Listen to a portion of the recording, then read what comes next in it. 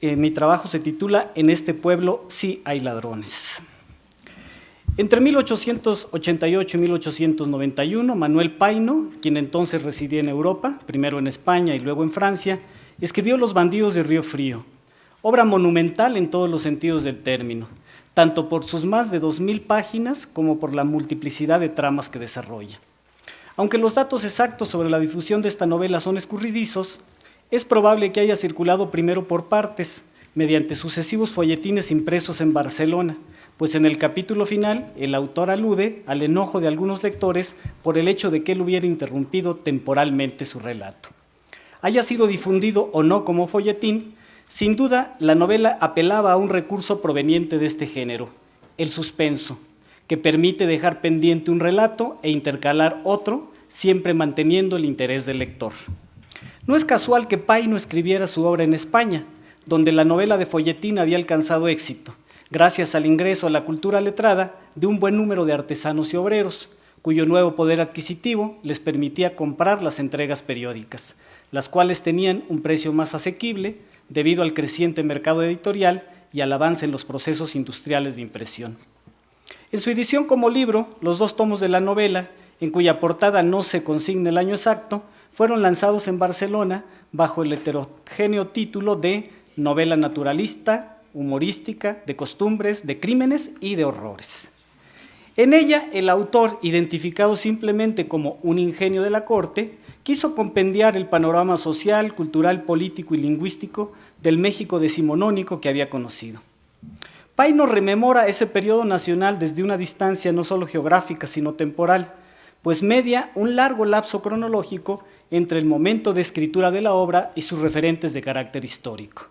Por ejemplo, el título alude al caso de un militar cercano al presidente Santana, el coronel Juan Yáñez, quien luego de un largo proceso judicial fue ejecutado en 1839 por haberse valido de su privilegiada posición para comandar una inclemente banda de ladrones y asesinos.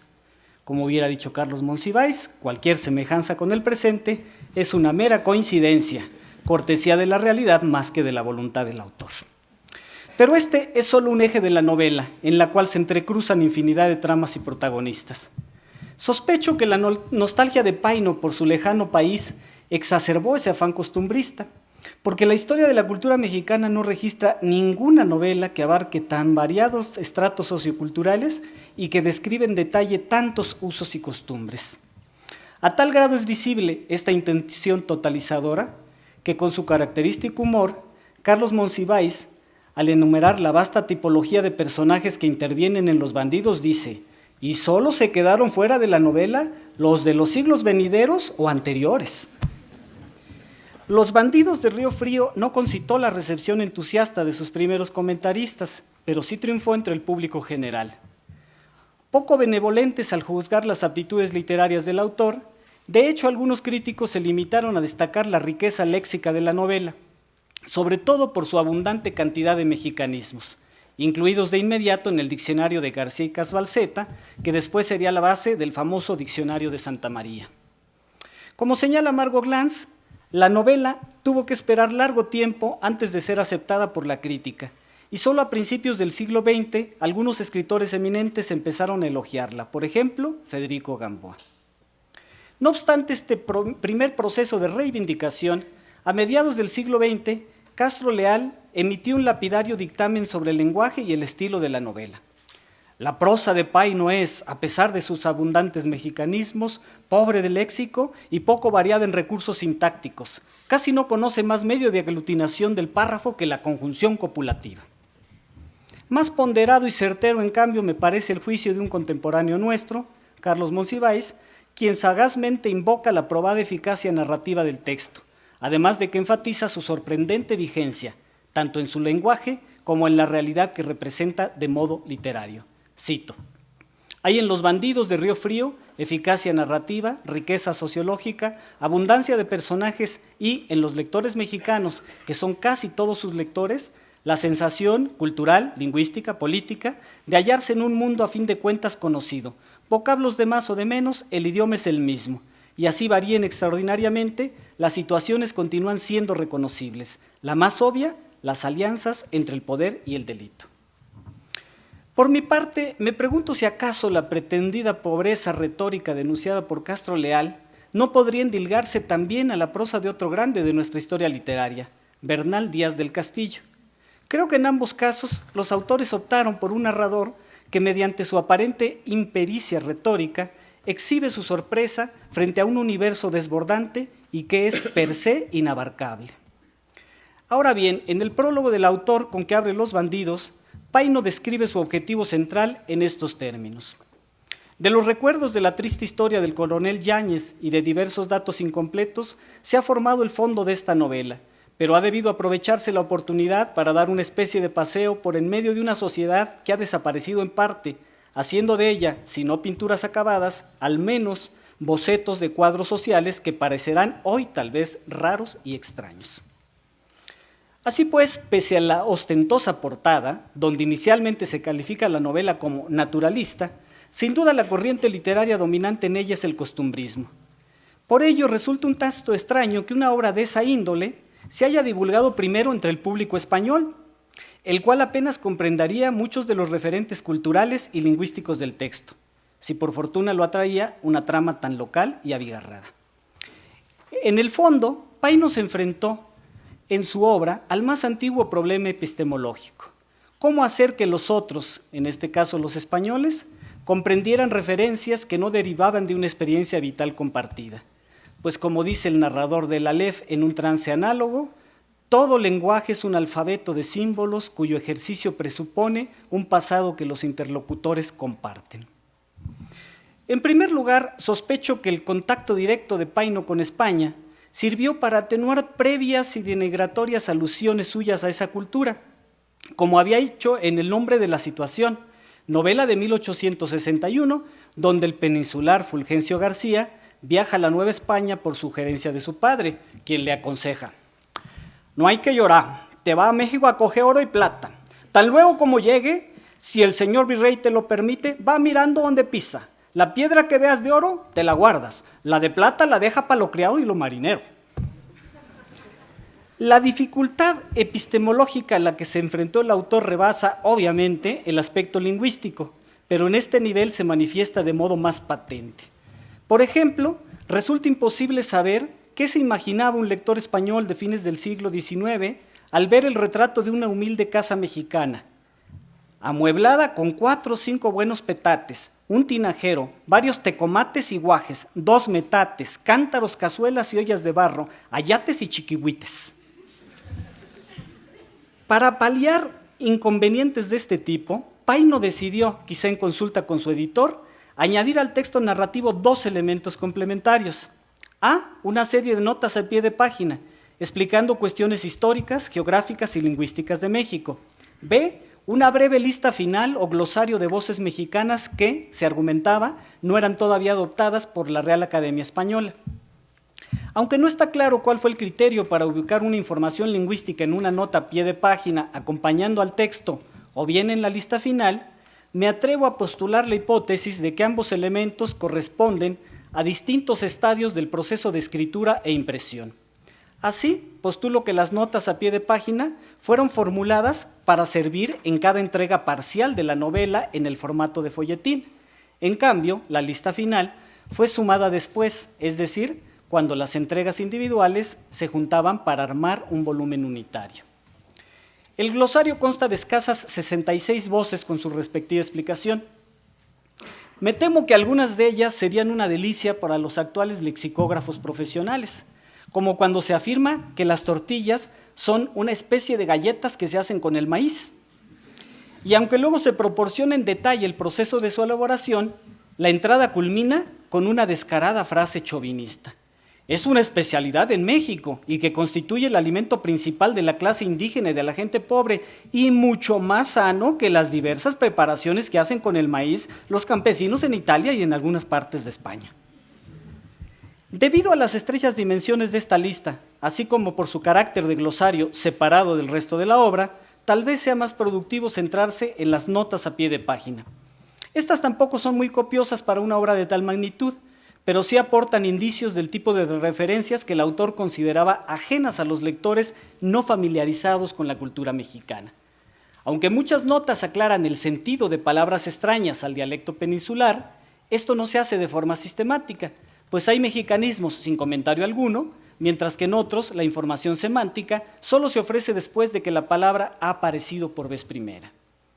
Con frecuencia, las notas se limitan a esclarecer el significado concreto de un sustantivo. Así, la frase "una fue a buscar chinguirito" es completada por una acotación donde se consigna que chinguirito es el aguardiente de caña compuesto con alumbre y agua, es casi veneno. La acumulación en un mismo párrafo de términos desconocidos para el receptor complica el proceso, como sucede en un pasaje relacionado con el cruel Evaristo. Cabe destacar, por cierto, que su incapacidad para distinguir individualmente a los indígenas que trabajan con él induce a Evaristo a llamarlos a todos con el nombre de José. La lista de los hábitos alimenticios que él desea imponer al infortunado aprendiz de su taller de ebanistería es la siguiente. Por la mañana, pilón de atole y un pambacito blanco. A mediodía, su escamocha, y en la noche otro pilón de atole y los mendrugos de pan que sobren. Si bien en una nota se explica que el pilón era una moneda muy pequeña de color que ya no existe, el peso duro tenía 128 pilones, también podrían haber implicado dificultades de lectura atole, pambacito e incluso escamocha.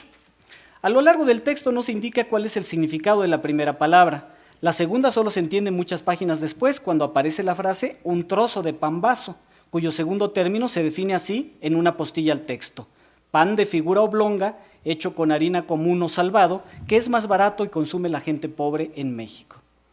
La voz escamocha, de presencia reiterada en el texto, no merece ninguna aclaración, quizá porque el lector español podía haber reconocido una variante de escamocho, como lo registra el diccionario de la Academia, término usado para referirse a las sobras de la comida. De los ejemplos anteriores se deduce que uno de los motivos recurrentes de los bandidos de Río Frío es la comida. En efecto, el narrador se demora con deleite en la descripción de los manjares consumidos por los estratos sociales elevados, aunque tampoco desdeña aludir a las limitaciones de los depauperados, como sucede en la divertida secuencia narrativa donde la guapa frutera Cecilia es insultada por un burdo pretendiente, quien en una carta le propone contratarla como cocinera en la hacienda de su padre, burda estratagema para que en realidad se convierta en su querida, según se diría en el lenguaje popular. Cecilia, que en la terminología decimonónica es una mujer honrada y decente, se siente muy ofendida, por lo que contesta por escrito a su despreciable enamorado, ofreciéndole también trabajo e incluso un salario mejor. Cito: "Don Pío V, si tiene usted hambre, puede venirse a ayudarme de mozo a carrear fruta a la plaza, y le daré a usted 8 pesos cada mes, un real diario de ración, y le pagaré además la comida en los agachados". La ironía extrema de este pasaje solo se comprende a cabalidad leyendo la nota descriptiva sobre el tipo de comida que se expedía en los agachados. Así se llamaban los puestos de comida que había en el callejón de tabaqueros. Los manjares eran las sobras y desechos de las casas que vendían las cocineras y calentaban, revolvían y recomponían las vendedoras. En otros pasajes, las notas remiten a un elemento específico de la cultura española que permite descifrar una frase abstrusa, o bien comparan referentes culturales de México y España. Por ejemplo, en una referencia a un vigente, un personaje con una retórica limitada acude a una comparación popular para lisonjear a Cecilia, diciéndole que sus labios parecen 2 jitomates. Luego de lo cual la nota especifica: en México tomate se llama al pequeño, de color y cáscara verde, y jitomate al encarnado. Como medida precautoria, esporádicamente se indica tanto el sentido de una palabra en México como su significado distinto y registro cultural diferenciado en el español hablado en ambas orillas del Atlántico. Así, en la nota anexa a la frase "almorzaremos, chula", se explica el uso efectuoso de chula en México como bella, hermosa, bonita. Luego de ello se añade esta prevención debido a una de las acepciones de esa palabra en la península. En algunas provincias de España no se puede pronunciar esta palabra. Es casi un insulto decirle a una mujer chula. Por último, este mismo tipo de notas propician comparaciones más concretas entre ambas realidades. Cuando uno de los personajes declara así sus preferencias en la comida, ya sabes, a mí me gustan las enchiladas picantes y la sangre de conejo, a pie de página se puntualiza que la sangre de conejo es el pulque compuesto con azúcar y tuna colorada, higos chumbos, como le llaman en España. Pero después de esta concisa definición, La vena chauvinista de Paino lo impele a enunciar la supuesta superioridad del fruto mexicano sobre el español. Se producen las tunas en Andalucía, pero nunca tan azucaradas, grandes y de variedad de colores y aún de sabor como en México. Además de la información incluida en las notas a pie de página o en el glosario final, el propio narrador, en tercera persona, proporciona el significado de algunas frases de uso muy coloquial en México, lo cual demuestra la excelente capacidad de Paino para identificar cuáles expresiones son propias del pueblo. Cuando Evaristo, el personaje más vil de la novela, piensa en deshacerse de su mujer, el narrador explica el sentido de dos verbos populares dicotómicos y complementarios. Cito: en todo el camino pensó la manera de deshacerse de Casilda, y lo que primero le vino a las mientes para lograrlo fue lo que nuestros hombres del pueblo llaman aburrirla. Son las dos maneras de tratar a las mujeres, que aunque con distintas formas, usan también los ricos, los bien educados y los nobles: quererla y aburrirla. Cuando uno de nuestros leperitos dice a quererla es completo. En la calle van abrazados, en la casa no se separan, y rebozos, y zapatos, y pulque, y almuerzos, y pellizcos con cariño, y el jarabe, el aforrado, y el malcriado en las canoas de Santa Anita, y gastar con ella hasta el último medio del jornal. Cuando se trata de aburrirlas es otra cosa. Pleito por la comida, pleito por un cabo de vela, por la camisa que no está bien planchada, y una cachetada un día y una patada en la cintura otro.